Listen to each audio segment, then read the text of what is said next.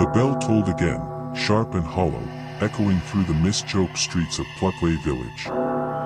Clara Whitmore froze, her heart hammering as the sound seemed to vibrate inside her chest. The abandoned church loomed ahead, its dark silhouette barely visible through the rolling fog. She was certain no one else had heard it, yet the echo demanded she follow. Every instinct screamed to turn back, to run, but curiosity pushed her forward. The cobblestones glistened under her trembling lantern, slick with dew or something worse, and the air smelled faintly of decay, like earth long left to rot.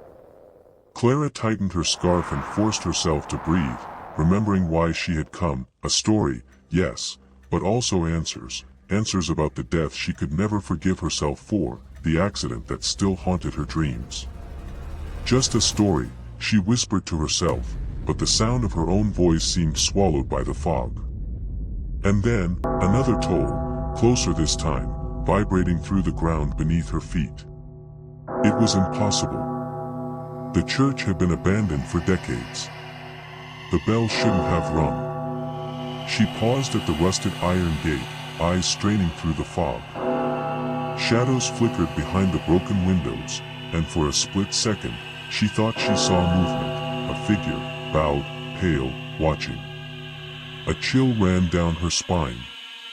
The rational part of her brain tried to explain it, trick of the fog, reflection of her lantern, but even as she thought it, she felt an oppressive weight, a sense of being watched. A whisper drifted on the wind, soft, urgent, Clara. She spun around, lantern swinging, but the street was empty, only the mist curling between the cottages. Her stomach knotted. How could it know her name? No one in this village knew she'd come, no one except Thomas Hawke, the historian. Her gaze returned to the church. The wooden doors sagged on rusted hinges, and as she stepped closer, the bell tolled once more, long, mournful, a sound that seemed to pierce her very soul. A memory flared in her mind, the night of the accident, the flash of headlights, the scream she hadn't been able to stop. Her chest tightened, guilt clawing at her throat. She shook her head, gripping the lantern tighter. I didn't come here to relive this, she muttered. But the bell had already begun its insidious work, drawing her forward, pulling her into the shadowed doorway. As she stepped inside, the air turned cold, the smell of damp stone and something metallic filling her senses. The faint echo of footsteps followed her, though she was alone. A sudden gust slammed the door behind her, plunging her into darkness, and the bell tolled again. Clara's heart jumped into her throat. Was it calling her? Judging her? Or warning her? She swallowed hard, trying to steady herself, but deep down she knew the choice had already been made. She would see this through. And then a low, trembling voice whispered directly in her ear, "You can't hide from what you've done." Clara froze. Her own guilt had found her here, in the heart of Pluckley Village, and the restless souls were waiting. The air thickened around Clara as the door slammed shut behind her, echoing like a gunshot in the empty nave. Shadows stretched across the cracked stone walls, twisting and writhing as though alive. She swallowed hard, her pulse rattling in her ears. Something was here with her. Something watching. "Thomas," she whispered, her voice barely more than a shiver. No answer came, only the faint sound of the bell, slow, deliberate, vibrating through the floor beneath her feet. She pressed forward, lantern held high, light trembling across the pews and shattered stained glass. Each step felt heavier, weighted with invisible eyes. Her mind raced back to the moment that had brought her here, the crash, the loss, the guilt she had buried deep. She had thought burying it would make it vanish, but here, in Pluckley, it clawed its way to the surface. She could almost see it taking shape in the fog, ghostly fragments of her past, accusing, relentless.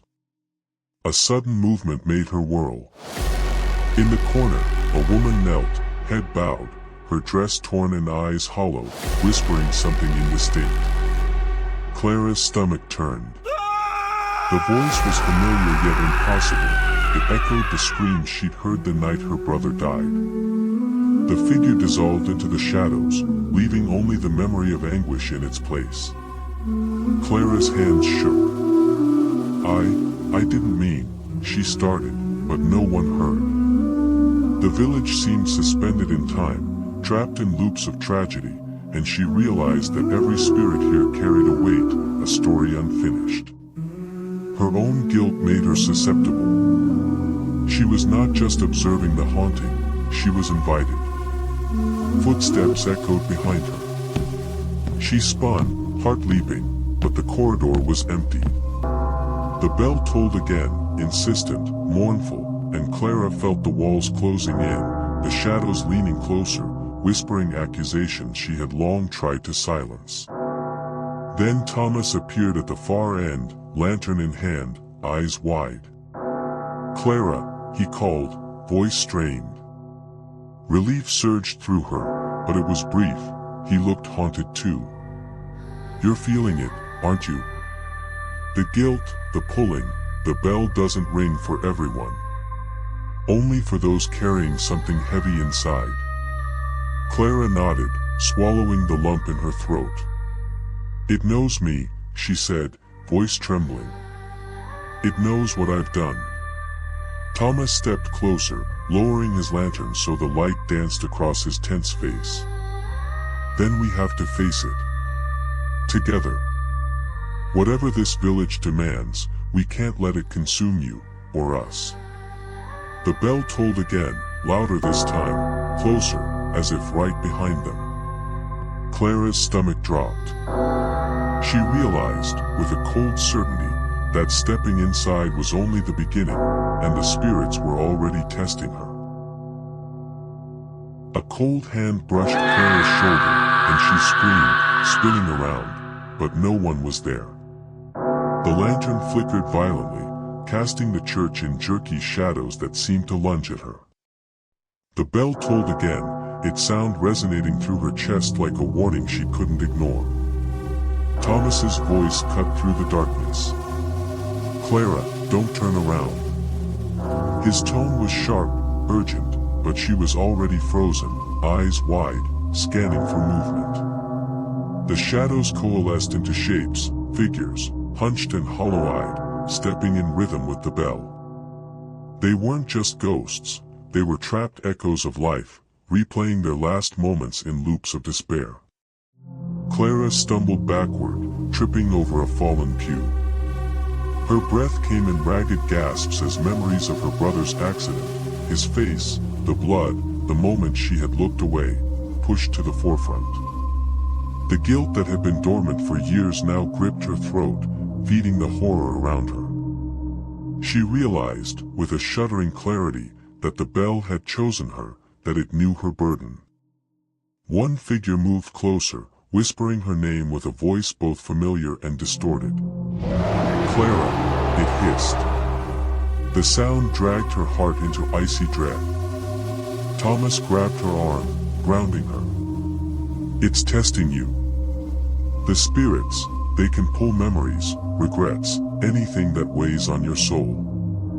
We need to move, now."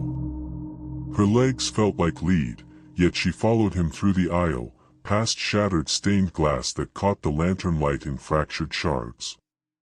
The air smelled of damp wood and decay, thick with the residue of centuries of sorrow. Clara could feel the spirit's eyes on her, judging, pulling, weighing her worthiness. A sudden scream echoed from the back of the church, a child's voice, innocent yet twisted by anguish. Clara froze, her stomach curling. Thomas whispered urgently, "We can't linger. They feed on hesitation. Keep moving." As they reached the church doors, the shadows surged, pressing closer, and Clara realized the truth. Escaping wasn't just about leaving the building. She had to confront why she was chosen. The bell tolled one final time, deafening, and Clara's chest tightened. The spirits weren't just haunting Pluckley, they were holding up a mirror to her soul, daring her to face the guilt she had spent years burying. "Do you see now?" Thomas asked, voice strained but steady. "This isn't random. It's personal. You have to face it, or it will claim you." Clara swallowed hard, gripping her lantern. The air around her pulsed with anticipation, and in that moment, she knew there was no turning back. The nightmare had begun. A shrill, bone-piercing scream cut through the fog as Clara stumbled into the village square, her lantern swinging wildly. The cobblestones were slick with mist, and every step echoed unnaturally, as though the village itself was breathing. Shadows stretched impossibly long, twisting the familiar cottages into grotesque shapes. Thomas grabbed her arm. "Stay close. They're stronger here. The spirits, they're anchored to the heart of Pluckley." His voice trembled with urgency, betraying the calm he usually maintained. Clara's pulse pounded in her ears as she realized the air itself felt heavy, charged with something ancient and malevolent. A child's laughter, warped and hollow, echoed from the alleyways. Clara froze. The laughter morphed into whispered accusations. "You shouldn't have come. You shouldn't have come." Her own memories of blame and regret surged forward, her brother's accident, the times she turned away when help was needed. The voices knew her name, her sins, every regret carefully catalogued and weaponized. "Look!" Thomas hissed, pointing toward the church's silhouette, where the bell's shadow stretched unnaturally across the square. Figures emerged from the mist, villagers with hollow eyes, twisted expressions frozen in terror. They moved slowly, deliberately, mirroring moments of their past tragedies. Clara recognized the woman clutching a candle, the man with a torn coat, stories she had only read in local lore, now terrifyingly alive before her. She stumbled forward, compelled to reach the bell, to understand its connection to her own guilt. But the spirits converged, pressing closer, whispering secrets of betrayal and unfinished business. Clara's hands shook, lantern light flickering on their twisted faces. She realized Thomas wasn't just a guide, he was the only tether keeping her sanity intact, and yet he too seemed haunted, burdened with truths he hadn't shared. The village clock struck midnight, though Clara could see no functional hands. With each strike, the fog thickened, swallowing streets and homes. Her reflection in the broken windows showed pale, haunted eyes, not entirely her own. A figure lunged from the mist, and for a brief second, Clara saw her brother's face among the ghosts. Thomas caught her, pulling her back. "Focus. It's testing you, drawing you closer to what you fear most." Clara's breath came in sharp, uneven gasps. The bell's toll resonated through her chest, echoing guilt, dread, and the unspoken truths she had spent years avoiding. The village wasn't merely haunted, it was a living mirror, showing her what she had buried deep. With trembling determination, she whispered, "I'm not running anymore." The spirits recoiled slightly, as if sensing the first flicker of acceptance. But the path forward remained shrouded in fog, the unknown waiting to pounce with every heartbeat. The bell tolled again, sharper this time, and Clara's knees buckled under the weight of a voice screaming your fault. From nowhere and everywhere. Fog twisted around her like fingers, cold and accusing. She fell to the cobblestones, gasping, the shadows of Pluckley Village pressing close, watching, waiting. Thomas knelt beside her, his hand warm on her shoulder. "Clara, it's not just them. The bell, it's tied to your guilt. You have to face it, now." His words cut through the panic, but clarity was a double-edged blade. She remembered the accident, the day her brother had slipped, her choice to turn away for just a moment. That decision had haunted her, yet she had hidden it even from herself. A spectral child appeared, its eyes hollow and accusing, pointing directly at her. Clara's stomach churned as memories surged, laughter, screams, pleas she had ignored. She realized that the spirits were not random, they were fragments of those who suffered under injustice, echoing the pain of her own choices. Every step toward the church brought another figure, more twisted, more insistent. Thomas grabbed her wrist, leading her through the maze of fog and spectral echoes. "The diary," he said urgently, voice strained, "it's hidden inside. It tells the truth. It's your only way to break this loop." Clara's heart pounded. A hidden diary. Could it really undo centuries of restless torment, or condemn her further? The church loomed ahead, its broken doors swinging on rusted hinges. Inside, candlelight flickered, though no flame was visible. Shadows writhed across the walls, whispering secrets she was not sure she wanted to know. She saw her own reflection in a cracked mirror, her eyes pale, her face drawn, haunted. But within that reflection, a spark of resolve ignited. A sudden gust slammed the doors shut. The bell tolled once more, deafening. Clara's vision blurred, spectral hands reaching from the floor and ceiling, grasping, testing her courage. She fell to her knees, voice shaking, whispering, "I accept it. I accept what I've done." The air thickened, a tangible weight of centuries pressing down. The spirits recoiled, some dissolving into mist, others frozen mid-gesture, their expressions softening. The bell tolling slowed, then stopped. Silence, except for her ragged breathing. Thomas exhaled, relief flooding his features. "You're seeing them clearly now, the truth of their suffering, and your own. This is the first step to freedom." Clara nodded, trembling, knowing that confronting the past was only the beginning. The diary awaited, the final revelation poised to unravel the mystery, and determine if she would escape or join the restless souls forever. The floor beneath Clara's feet shattered with a deafening crack, as if the village itself was screaming. She fell forward, hands scraping against the cold stones, and 1,000 ghostly hands reached up from the darkness, clawing at her legs. Fog churned violently, thick with voices, screaming, pleading, accusing, and the midnight bell tolled in a distorted, maddening rhythm. Thomas's voice cut through the chaos, sharp and frantic. "Clara, don't let them pull you under. Focus." She scrambled toward him, every step a battle against invisible forces, her chest burning, lungs desperate for air that seemed swallowed by the oppressive fog. A figure emerged, a woman in tattered Victorian dress, her face twisted in rage. "You turned away. You left us," she hissed, circling Clara, eyes glowing with otherworldly light. Clara's stomach dropped. She recognized the gaze, not a stranger's, but her own guilt made manifest. Every ghost in Pluckley Village seemed to converge, their movements synchronous, mirroring the tragedy of her hidden past. Thomas grabbed her hand, dragging her toward the altar of the abandoned church.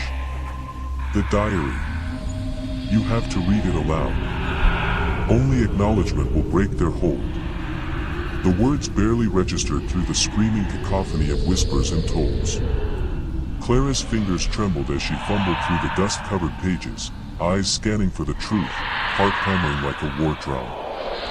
Each sentence she read aloud caused a spectral figure to wail, convulsing with the weight of memories she hadn't known she carried. Shadows flared along the walls, a tapestry of human despair, and Clara felt her own guilt surge, thick, suffocating, almost paralyzing.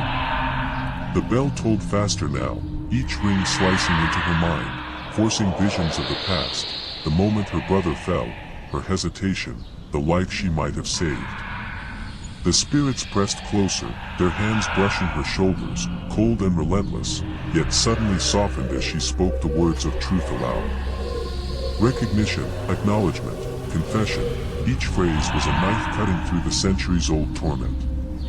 Thomas's face appeared beside her, eyes wide with both fear and encouragement. "You're doing it, Clara. Don't stop now. A sudden silence fell as the final words left her lips. The bell's toll ceased. The fog thinned. The spectral hands that had clawed at her vanished into the shadows, leaving only echoes. Clara gasped, heart pounding, trembling from head to toe. For the first time, the oppressive weight lifted, replaced by an eerie calm. Yet even in that calm, a whisper lingered. Not all guilt is yours alone. Clara's eyes widened. The darkest hour had passed, but a deeper, more personal revelation waited, one that would determine if she truly survived Pluckley Village, or became another restless soul bound to the midnight bell. A sudden scream ripped through the fog, shattering the fragile calm Clara had clung to. She spun, heart hammering, and saw the spirits swirling around the churchyard one last time, angry, sorrowful, trapped between worlds. The midnight bell, dormant for moments, began to toll again, slow and menacing, as if testing her resolve. Thomas grabbed her arm, eyes wide. Clara. We have to finish this. The bell only stops for the truth fully faced. She nodded, trembling, the diary clutched to her chest like a lifeline. The wind howled through the broken windows, carrying the faint scent of damp earth and decay, and the shadows on the walls seemed to move independently, reaching toward them with long, skeletal fingers. Clara stepped forward, voice steadying despite the icy grip of fear. I know now. I cannot run from what I've done. I failed my brother. The words hit the air like a hammer, and the spirits froze mid-motion, their eyes locking on her, waiting. She continued, every syllable a confession, every memory a step toward redemption. The bell tolled louder, echoing her pain and guilt through the empty village. Figures of the past, the boy who fell, the villagers wronged centuries ago, appeared around her, their faces both accusatory and pleading. Clara's chest ached, tears blurred her vision, but she forced herself onward. I am sorry. I forgive myself. And I release you. The spectral forms wavered, a mixture of relief and sorrow in their ethereal eyes. Thomas whispered urgently, now, Clara. Believe it. Feel it. She inhaled sharply, closing her eyes, and for the first time accepted the weight of her guilt, not as a burden, but as a catalyst for understanding and release. The spirit screamed, then slowly dissipated, fading like smoke in the morning sun.